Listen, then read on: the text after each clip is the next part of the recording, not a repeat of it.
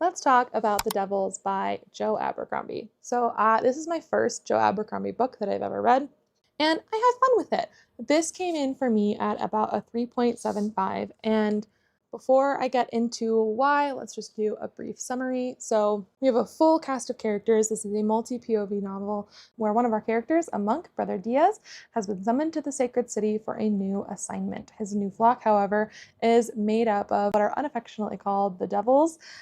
We have an elf, a vampire, a magician, a mercenary, and they are tasked with transporting a lost princess to reclaim her throne as Empress of Troy.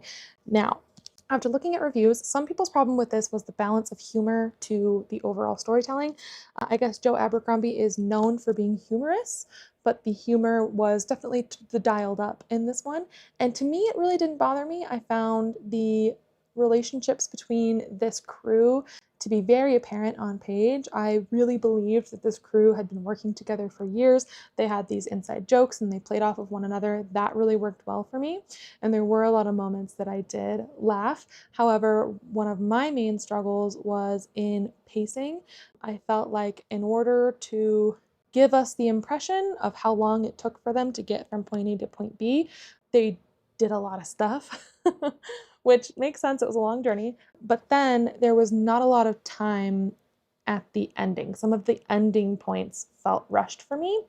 I did feel like some of the character development was a little bit lacking. Now, this is the first in a series, so I'm absolutely willing to give it a chance on the sequel. I had a really fun time with it. And overall, I do feel like this was written with a TV or movie adaptation in mind. Just from the get in the first scene, we have Brother Diaz in a carriage and he's like nervous about where he's going, and all of a sudden, the carriage is knocked off track.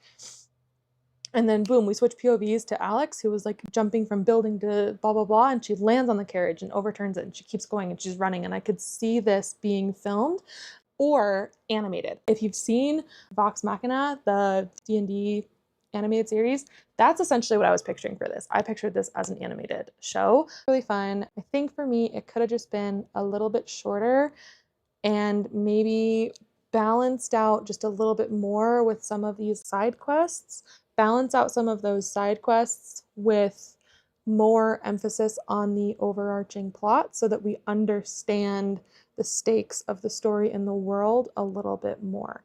But yeah, I had fun. If you've read this one, let me know what you think.